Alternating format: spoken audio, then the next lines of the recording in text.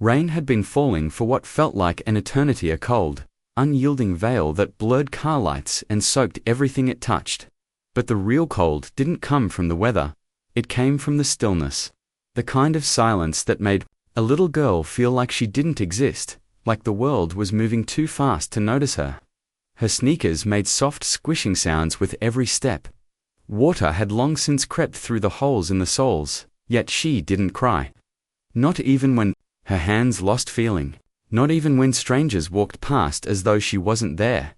She was 7 years old. Carrying her infant brother in her arms, Leia stood beneath the sagging metal awning of a bus stop at 5th and Monroe. Her small frame hunched against the wind, her wet dark hair clung to her face, slicked down by the relentless rain. One arm cradled a heavy backpack stuffed with diapers and a half-empty bottle of cold formula. In the other, she held a small bundle wrapped in a thin soaked blanket. Inside, her 4-month-old brother Finn whimpered quietly, his cries too faint to draw attention. Too tired, too cold. People rushed by, umbrellas, low eyes fixed on glowing screens, or deep in hurried conversations. A few glanced at her. Some frowned. Others muttered to whoever they were with, but no one asked. No one stopped. Leia tightened her grip on Finn's blanket, adjusting it to block the wind as best she could. "Just a little longer, buddy," she murmured. She wasn't sure she believed it, but maybe he would. The day had started in silence, the kind that sets in when you know no one's coming to help. Leia had been staying in a smoke-filled, cramped apartment with her mum's cousin and his girlfriend.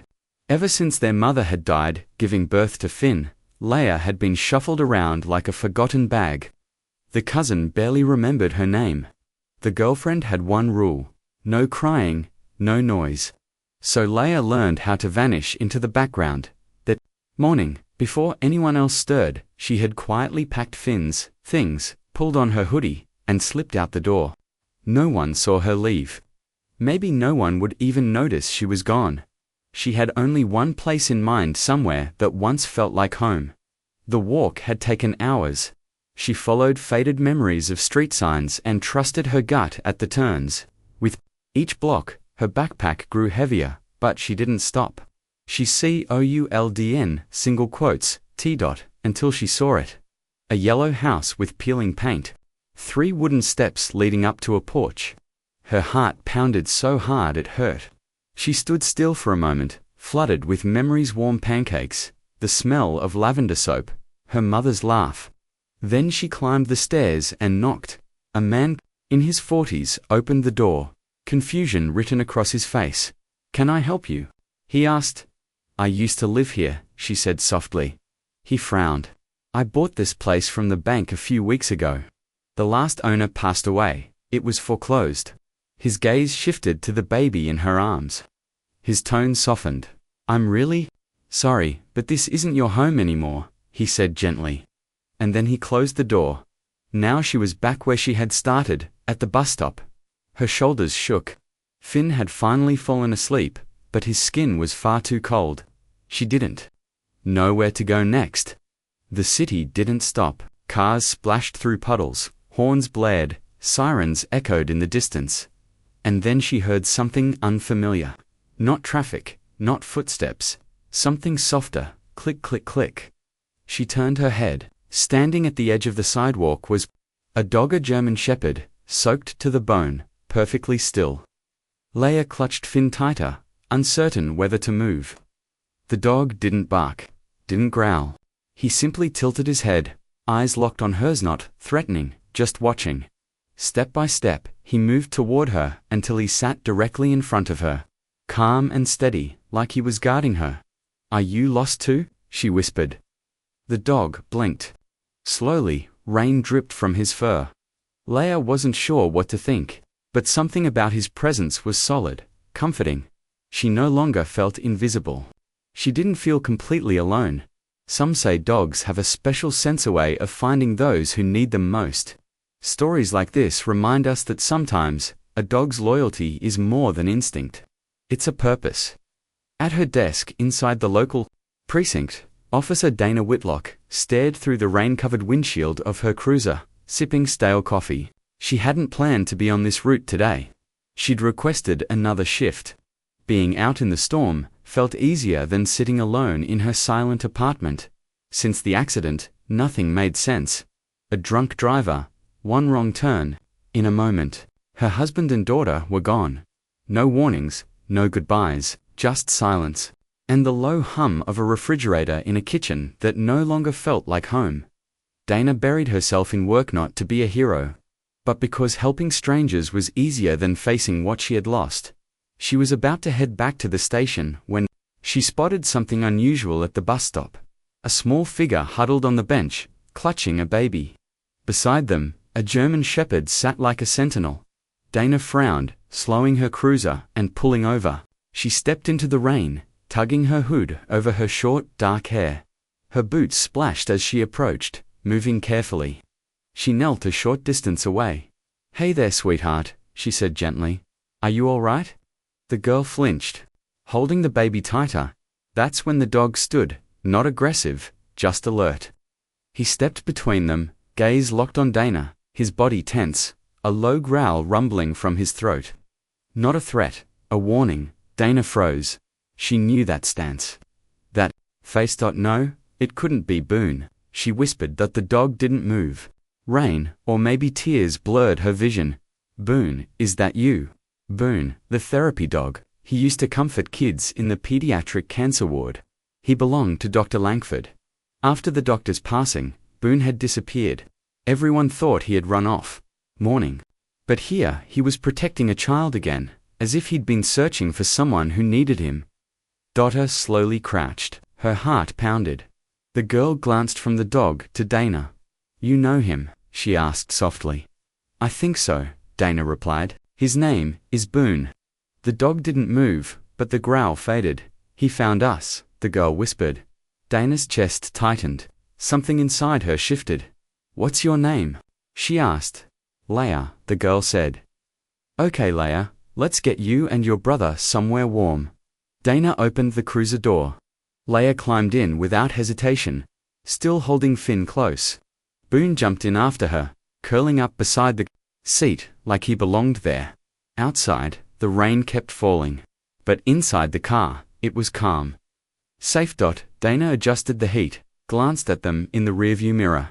She didn't say a word, but deep down, she knew this wasn't just a rescue. It was something far more rare. A reunion. A flickering fluorescent light buzzed above the front desk, its hum casting a coldness over the room that went beyond the temperature. But for Leia, cradling a baby in her arms, with a loyal dog pressed close to her side, it felt like the safest place she'd seen in weeks.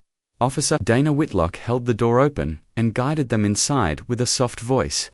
"Let's get you warm, sweetheart." Leia said nothing. Her eyes darted around the room, noting every exit. Taking mental inventory of where people stood. An instinct sharpened during her time in her cousin's apartment. In her arms, Finn shifted, his tiny face peeking from the soaked blanket. Boone stayed beside her, close enough to touch, never letting his guard down. A younger officer at the desk looked up and did a quick double-take. "Everything all right, Dana?" Dana nodded. "I need a towel, some formula if we have it, and maybe one of those blankets from storage." "Got it." He moved fast. Dana led Leia to an old bench near a heater, kneeling down in front of her. "You can sit here, you're safe now, okay?" Still nothing, just wide, cautious eyes. Dana saw it clearly. This child didn't trust grown-ups, and probably hadn't had much reason to. A few minutes later, the officer returned with a towel and a soft baby blanket pulled from the break room. Dana offered the towel gently. "This one's for you," she said. "Let me help with him." Leia hesitated. Her arms tightened around the baby. "I'm not going to take him," Dana assured her. "I promise, I just want to get him warm." That word, promise, hung in the air, heavy with meaning. After a moment, Leia gave a small nod and let Dana take the baby carefully from her arms. Boone didn't budge, simply watched, as Dana unwrapped the damp blanket. She winced at the chill in the baby's skin. "Hey there, little guy," she murmured. She held him close, wrapped him in the warmer blanket, and gently rubbed his back until the trembling slowed. Leia stared, unsure of what to say. "What's his name?" Dana asked. "Finn," Leia whispered. Dana gave a small smile. "That's a good name." She returned the now settling baby to Leia's arms. "We'll get him a bottle," she added. "And maybe something for you, too. Have you eaten today?" No answer. "I'll be right back," Dana said, standing Boone's with you. Boone remained seated beside the bench, his fur still dripping. Onto the linoleum, eyes never leaving Leia. In the break room. Dana leaned against the counter and closed her eyes for a moment, breathing in deep. It had been so long since anyone had needed her like this. She remembered standing in this exact room after the accident, condolences whispered behind her back. The bitter smell of cheap coffee, the deafening silence when the locker room door clicked shut, that had been the moment everything in her had broken. Now, a soaked little girl and a baby had cracked something open in her again. She poured warm water into a bottle of formula, tested it on her wrist, like she used to when her daughter Olivia was small, and carried it back down the hall. Leia hadn't moved. Neither had Boone. Dana knelt again and held out the bottle. "Here. You can give it to him. He looks hungry."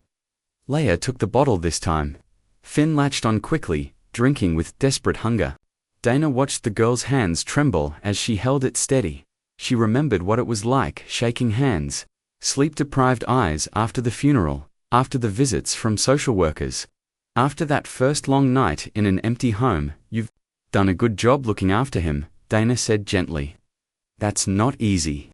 Leia blinked, uncertain if it was praise or a test. By the time child services arrived, evening had settled in. Rain still tapped softly against the windows, and the station had gone quiet. Leia sat curled up, Finn asleep on her chest, with Boone at her side, solid and unmoving.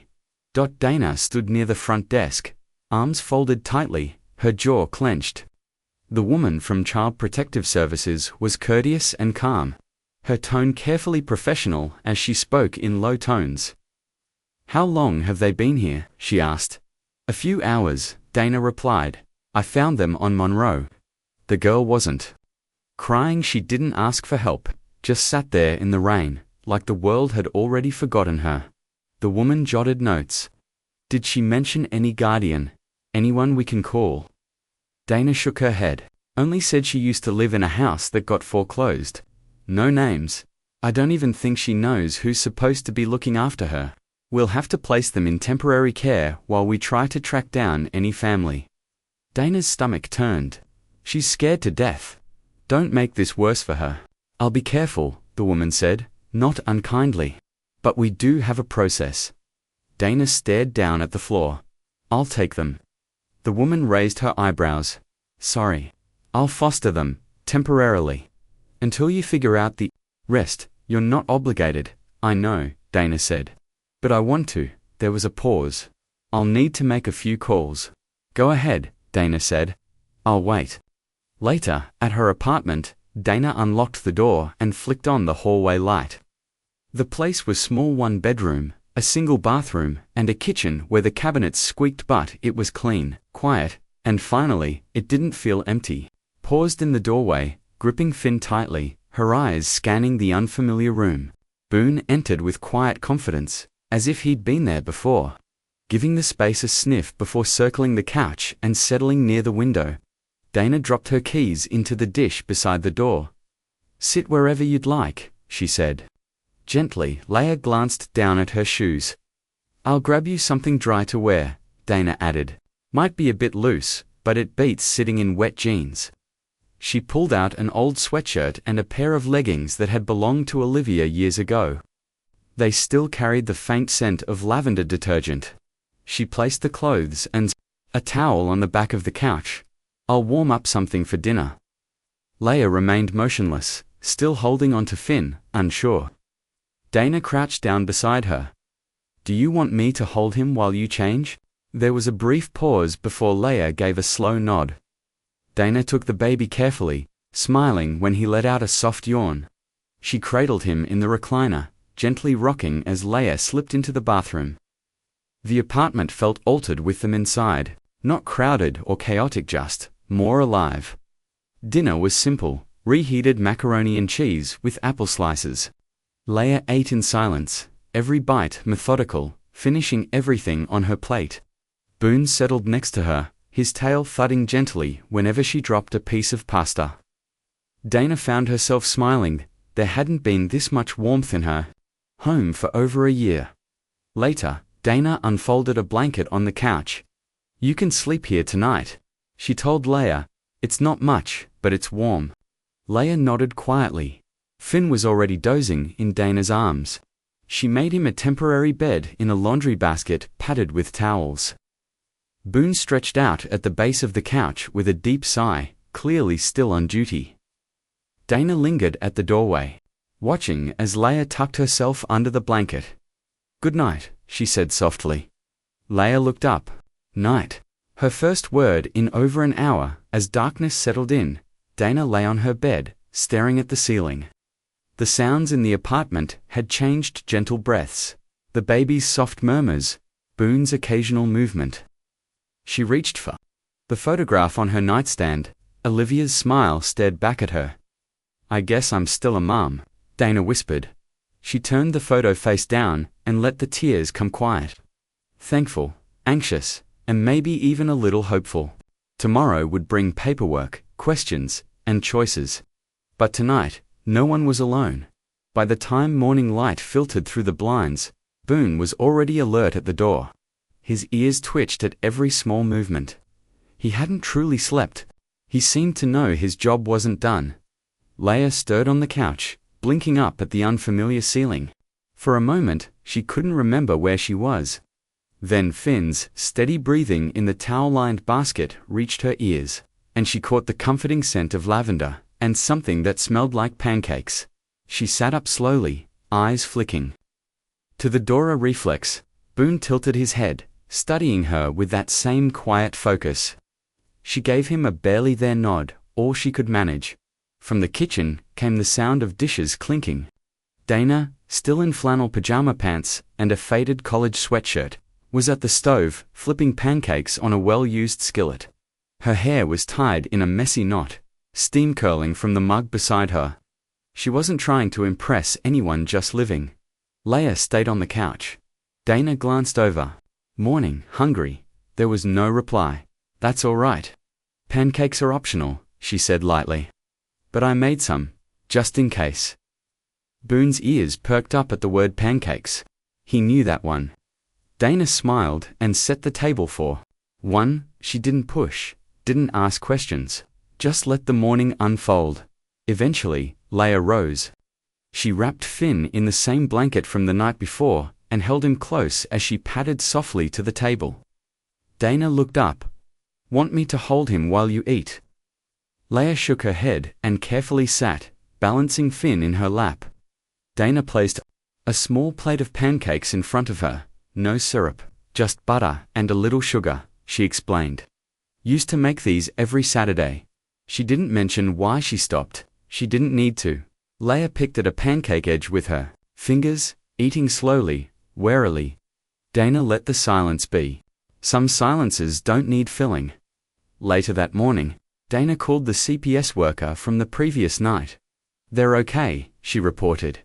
"Leia's quiet, but Finn's eating and sleeping." "Glad to hear it. We're still trying to reach her listed relatives, but nothing yet." Dana looked out the window.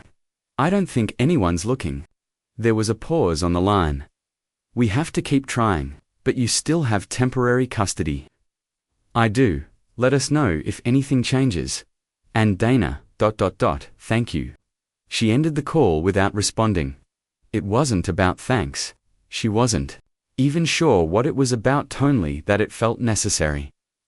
That afternoon, Dana drove them to Target in her old SUV. The heater rattled when it started, and the windshield wipers groaned with each swipe. Boone rode in the back, head poking between the front seats. Leia held Finn with one arm, gripping the seatbelt tightly with the other. Dana didn't say much. Just asked, "Strawberries or blueberries?" No reply. So she bought both. They picked up diapers, formula, baby wipes, and a pair of tiny pajamas, with the words, "I woke up this cute." Dana added toothbrushes, some leggings, a sweatshirt with a puppy, and a small stuffed bear with a ribbon. After glancing at Leia, back home, Dana showed her how to stack diapers under the sink, find the thermometer, and use the bottle warmer. Leia watched, not because it was all new, but because someone was actually showing her with kindness. That evening, after Finn had been fed and changed, Dana offered, "Want a bath? I'll stay with him." Boone to Leia paused, then nodded. Inside the bathroom, steam coated the mirror. She shut the door behind her and just stood there for a moment, breathing. It had been weeks since she'd felt the comfort of warm water. As she stepped into the tub, peeling off damp clothes, the heat began to ease the tightness in her shoulders. Outside the bathroom, Boone sat watchfully beside Finn's makeshift bed while Dana folded a fresh blanket.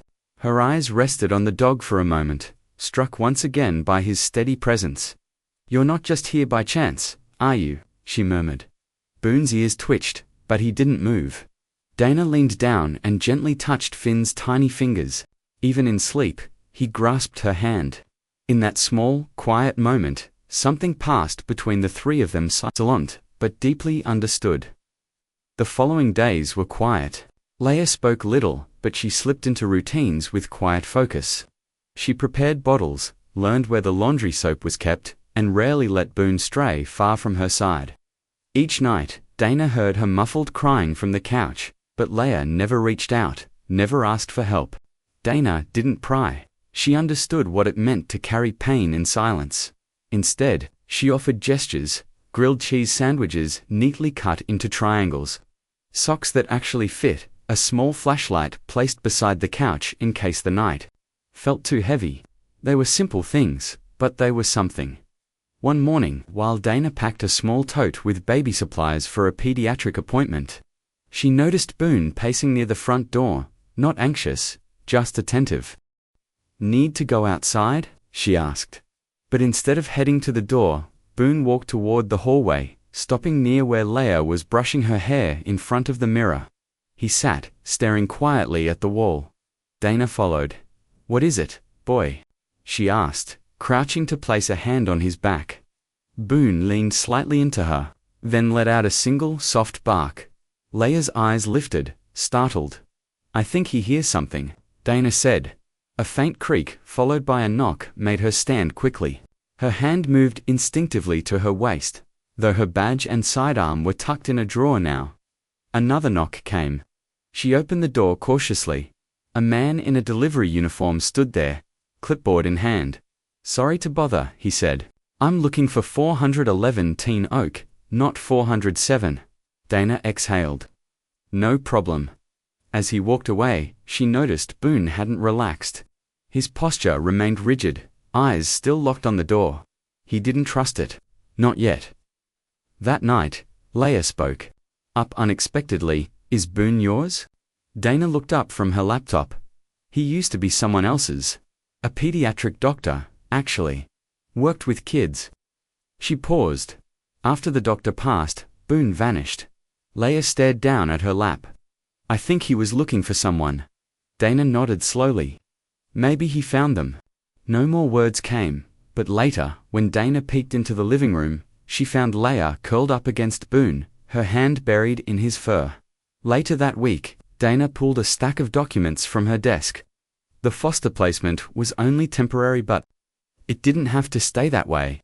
She glanced over the lines, the spaces for signatures, then looked over at the girl sleeping peacefully nearby. Quietly, she began filling out the next forms. Not out of obligation, it simply felt right. Some families are born. Others are chosen. The sun rose earlier now, casting a soft orange hue across the apartment walls before most alarms had a chance to sound. Mornings no longer felt cold or rushed in Dana's small home. They carried a rhythm now gentle, unhurried, and new. Boone was always up first. He'd make a slow loop around the apartment, checking corners and doorways, then position himself in the hallway between Dana's room and the living room, as if to confirm that the people he cared about were still safe. Leia no longer startled awake. She still kept the blanket tucked tight under her chin, still slept half alert. But now she stirred slowly, eyes drifting first toward Boone, Then toward the faint kitchen light where Dana prepared breakfast. Pancakes had become the Saturday ritual. It started as something Dana clung to from before her life fell apart. Now, it was different, a quiet gesture that said, "You're welcome here." Without needing the words, she heard soft footsteps on the hardwood. "Morning," she said, flipping a pancake onto a plate. Leia didn't respond, but she didn't retreat either. She placed Finn, snug in his baby wrap, onto the couch, then lingered near the counter. Boone took his place beside Dana, ever watchful. "Want to help?" Dana asked. Leia gave a small shrug. Dana handed her the syrup bottle. "You can pour the smiley face." A faint lift appeared at the edge of Leia's mouth. Not quite a smile, but close by late morning, Finn was nestled in a baby swing Dana had picked up second-hand. Leia sat on the floor beside him, gently shaking one of his rattles. Boone curled comfortably next to them. The scene looked like a snapshot from a catalog ad, except this wasn't curated. It was raw, imperfect, and completely real. Dana sat at the dining table, a collection of manila folders spread before her. Adoption paperwork. It wasn't glamorous, but it was necessary and it felt right. One form asked, "What motivates you to foster and potentially adopt these children?" She stared at the question for a long time before she finally picked up her pen. "Because I know what it's like to lose everything in a single moment. And I know how much it matters when someone stays anyway." That afternoon, they made a quiet trip to a nearby park. It was tucked behind a grocery store and a weathered VFW Holler small forgotten corner, with a few aging swings, a sandbox, and a rusted jungle gym. But the trees offered shade, and the crisp autumn air felt gentle. Leia didn't run off to join the other children.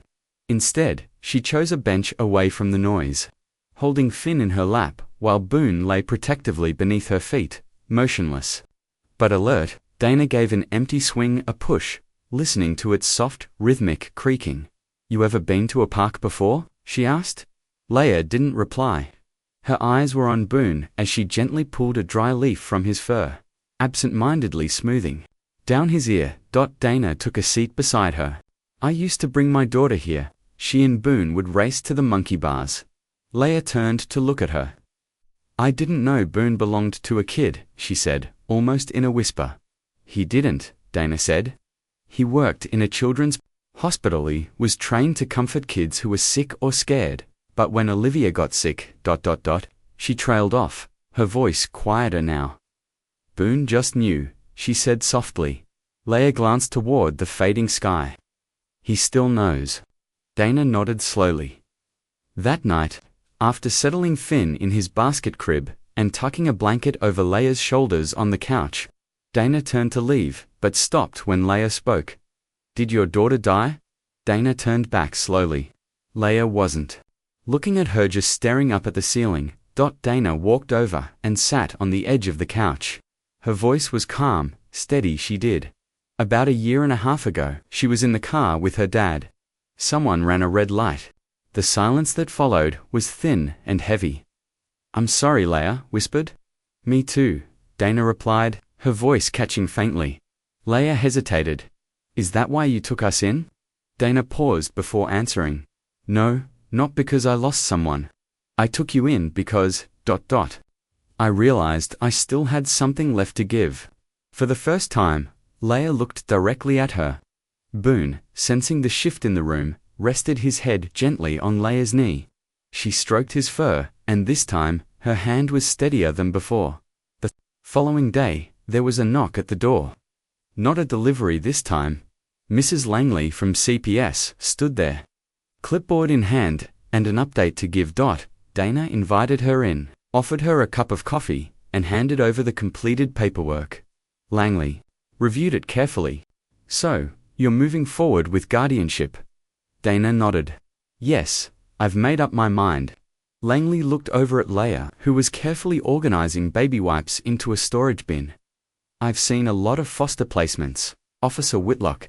Most don't end like this." Dana gave a quiet smile. "Maybe this one was meant to." Langley nodded. "We'll begin the approval process. Expect to hear from us soon."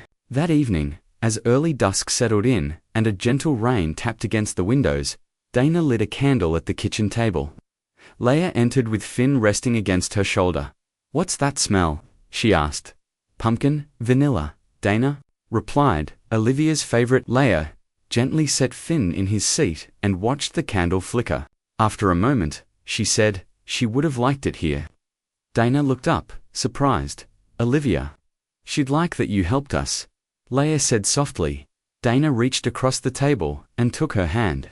"Yeah, I think she would too." The days that followed slowly stitched themselves into something that felt like routine. Leia began to speak more. Quiet questions about dinner, or whether Finn could chew on his socks. Boone rarely left her side. He followed her from room to room, rested at her feet, and waited outside the bathroom door like a loyal shadow. At night, Dana would sometimes pass the living room and see Leia curled up against Boone, the dog's massive head resting across her lap like a silent vow. Finn's laughter became more frequent, his tiny hands reaching out for Dana's earrings or her hair whenever she walked by. He didn't know this wasn't where he was supposed to be. He just knew it felt safe. One Sunday morning, Dana was flipping pancakes when the spatula slipped from her hand. Batter splashed across her shirt. Leia, startled at first, burst into a laugh, sudden, bright, and unguarded. It filled the kitchen like sunlight. Dana froze for a moment, then laughed too. It was the kind of laughter that held years behind it, not grief, just release. Real and warm. That night, after Finn had been fed, and Boone was curled up in his usual spot, Dana opened a small box from the back of her closet. Inside were photographs, birthday cards, and a stuffed toy with one eye missing. She carried it to the living room and set it gently on the floor. Leia knelt and opened the box. The photos were of a girl not much older than her, big brown eyes, a bright, joyful smile. "That's Olivia," Dana said softly. "She's pretty," Leia whispered. "She was brave, like you." Leia turned the pictures carefully.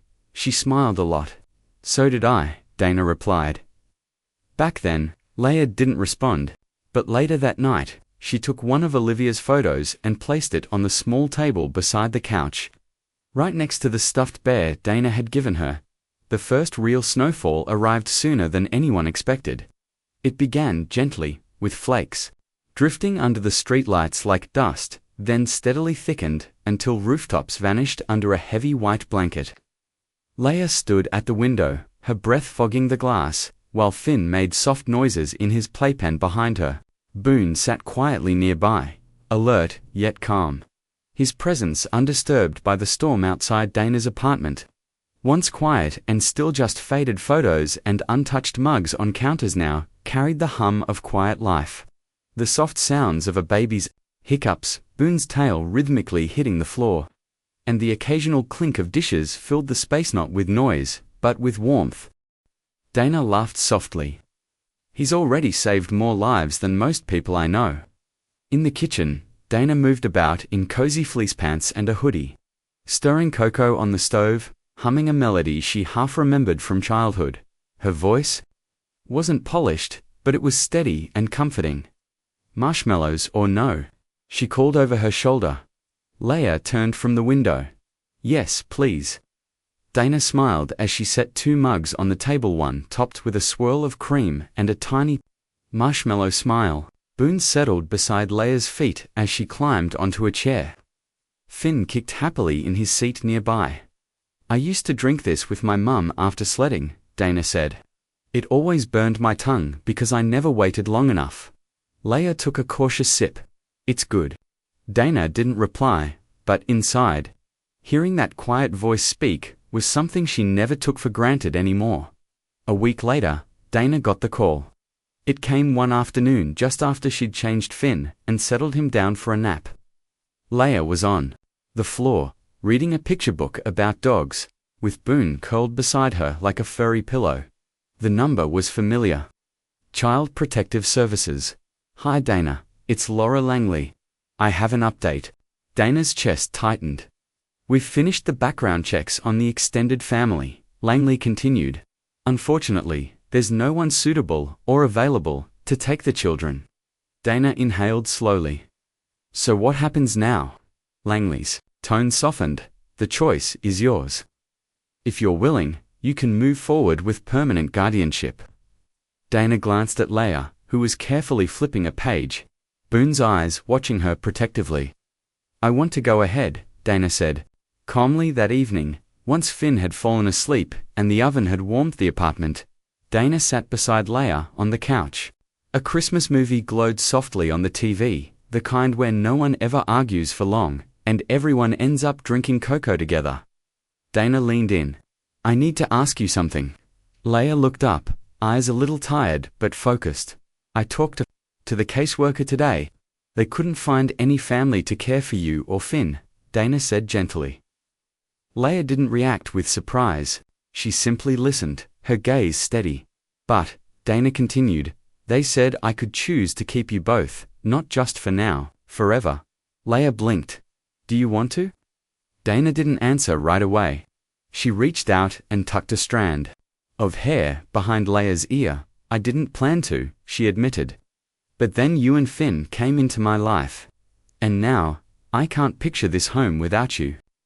Leia looked down at her hands. I used to think nobody would ever want us. Dana felt a lump rise in her throat. She pulled Leia into a hug. I didn't think I'd ever be a mum again. The words lingered between them, quiet and true. Boone gave a soft, contented sigh at their feet. Later that night, Dana sat at the kitchen table with a pen in hand, surrounded by a folder full of official documents. Boone lay at her feet, occasionally lifting his head when she moved. Line by line, she filled out forms, social security numbers, insurance details, school information. When she reached the final signature page, her hand trembled not from uncertainty, but from something deeper. Hope. She pressed the pen down and signed her name, Dana Marie Whitlock, Guardian.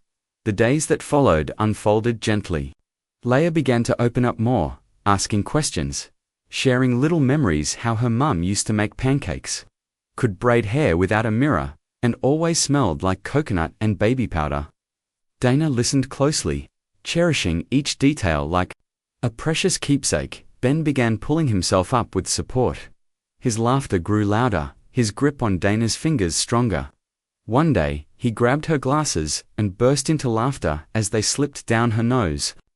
Dana laughed with him. One Sunday morning, all three plus Boone headed to a Christmas tree lot behind a small hardware store. It wasn't much, just hay bales and the scent of cider in the air. A man in a thick flannel waved them toward the shorter trees. Looking for something, kid? He asked with a smile at Leia. Dana nodded. We're starting new traditions this year. They picked a crooked little pine, barely 5 feet tall, with a bare patch on one side and an unruly shape. Leia called it perfect.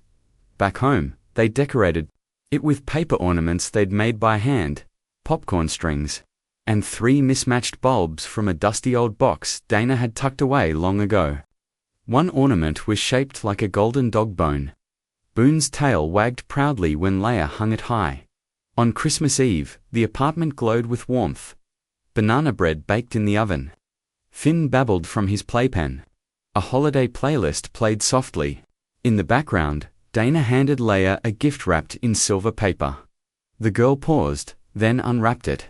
Inside was a hardcover book. The cover showed 2 children and a dog under a night sky.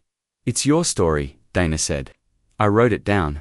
Leia's eyes widened as Dana opened the first page. Once upon a time, Dana read aloud, there was a girl named Leia, her baby brother Finn, and a brave dog named Boone. They were lost, but never forgotten. Because someone, somewhere, still believed in happy endings. Leia's lip trembled. She threw her arms around Dana. I love it. Dana held her tightly. I love you. Boone barked once, just enough to make Finn giggle from across the room. That night, the apartment grew quiet again, but not with emptiness. It was a quiet full of peace.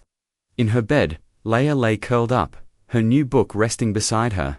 Finn snored gently in the crib across the room. Boone stretched out on the rug like a quiet sentinel, always on duty. Dana sat on the couch's edge, a framed photo resting in her lap. Olivia's smile stared back at her, but this time, it didn't shatter her. She rose and placed the picture on the mantel, right beside a drawing Leia had made of their new family, 3 stick figures, a baby, and a large cheerful dog with a heart on his chest. Outside, snow had started falling again, softening the world under its weight. And inside, a woman who had lost so much tucked into children she'd never expected, while a dog who had once been lost himself lay in peace, certain he'd brought everyone where they were meant to be. Spring crept in gently. Snow gave way to trickling gutters and disappearing ice, while tree branches cautiously sprouted buds. Birds returned. The crisp scent of fresh-cut grass replaced the heavy chill in the air, and the whole world seemed to exhale. Inside Dana Whitlock's apartment once, so still life had settled into its rhythm. Each day began with Finn's giggles coming from his crib and Boone yawning dramatically before heading into the kitchen for breakfast.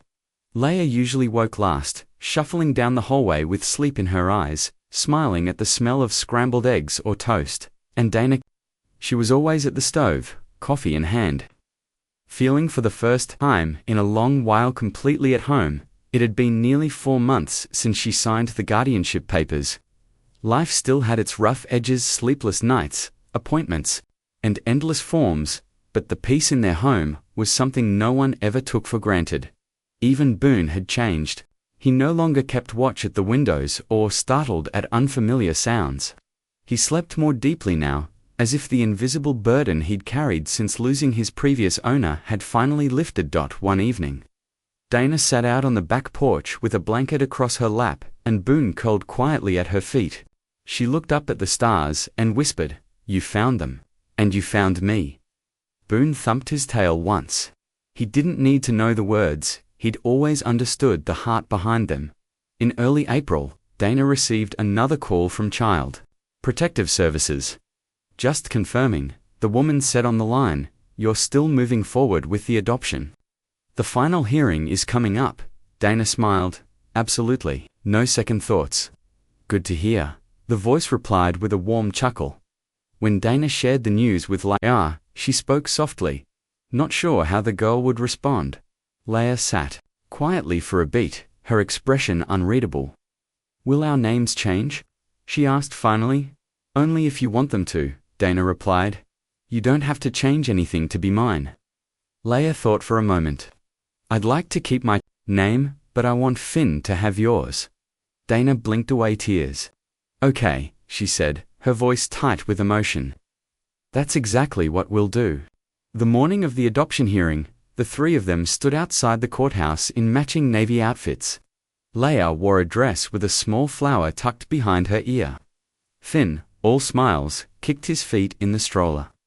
Boone sat tall beside them, wearing a new collar, as if he knew this moment mattered. The courtroom wasn't grand, and the judge didn't wear robes, but the air still carried a sense of importance. Dana answered questions. So did the caseworker. Then the judge looked directly at Leia. "Do you want to live with Miss Whitlock?" Leia nodded. Her voice was clear. "She's my mum now." Dana kept her composure inside, but once they stepped out into the open air, she pulled both kids close and whispered, "We did it." Boone gave a bark and licked her hand. The weeks that followed passed in a happy blur of thank you notes, legal paperwork, and a dinner hosted by fellow officers who had seen Dana through her darkest days and now watched her emerge stronger, steadier. One afternoon, a neighbor dropped by with a pie and a folder. "I heard about the adoption," she said with a smile. "I used to work at a children's center. There's a program that certifies therapy animals. Boone might be a good candidate if you're ever interested." Still, she slipped the brochure into the drawer by the fridge, just in case. About a month after the hearing, Dana walked into the living room and found Leia sitting on the floor, carefully trimming the edges of a sheet of paper with scissors. "What are you making?" Dana asked. Leia looked up with a grin. "A welcome sign for the new dog." Dana raised an eyebrow. "New dog?" "Well," Leia said, "I thought maybe Boone would like a friend." From his corner, Boone lifted his head, clearly listening, but remained still, his opinion undecided. Dana chuckled. "Let's take our time. But a week later, they found themselves at the shelter. "Just a look," they said. They came home with a rescue dog named Penny One Floppy Ear, a talent for stealing socks, and a fierce loyalty to Finn, who instantly became her favorite person. Boone accepted her with quiet tolerance and a patient sigh. But it was clear to everyone that Boone still ran the house. Penny was simply learning the rules. And as summer rolled in, warm and slow, their home continued to grow, just in size. But in spirit, LAA signed up for a local art class and began bringing home sketches. Boone wearing sunglasses, Finn soaring through space in a rocket, and Dana proudly holding an enormous pancake. Finn quickly moved from crawling to standing, and then to walking, all in a matter of 3 weeks, leaving Boone unsure of what his role had become. The once quiet nights at Dana's home now hummed with lullabies, the steady sound of baby monitors, and the occasional crash of an upturned cereal bowl. Life wasn't flawless. There were still challenging days. Leia had her outbursts. Finn came down with fevers. Dana sometimes felt overwhelmed, but it belonged to them. One peaceful Sunday evening, after Finn had drifted off to sleep and Leia was curled up in her room with a book, Dana sat alone at the kitchen table, flipping through a photo album. It was filled with memories they'd created together. Goofy smudged smiles, Boone napping with a baby sprawled across his back, artwork stuck to the fridge, and Leia holding Dana's hand outside the courthouse. She stopped at one picture, the very first they ever took as a unit. Leia in a hoodie far too big for her, Finn bundled up in a donated blanket, and Boone standing tall beside them like a loyal guardian. Dana closed the album, a smile spreading across her face. Families don't always come into our lives in the ways we expect. Sometimes they arrive wet and frightened on a stormy day. Sometimes they bark. As Dana stood to turn off the lights, Boone quietly followed. "You found them, huh?" she murmured. His tail gave a single wag. As they walked down the hall, Dana heard Leia's voice from her bedroom. "Good night, Boone." One bark in response. Everything was just as it should be. Thank you for joining us across all 6 parts of this heartfelt story. Though Leia, Finn, Dana, and Boone are fictional, the emotions they experience, the strength, the connection, and the beauty of chosen family mirror real lives every day. From lonely bus stops to cozy kitchens, from uncertain beginnings to a complete and loving home, this journey reminds us that sometimes the family we discover is the one that saves us in return.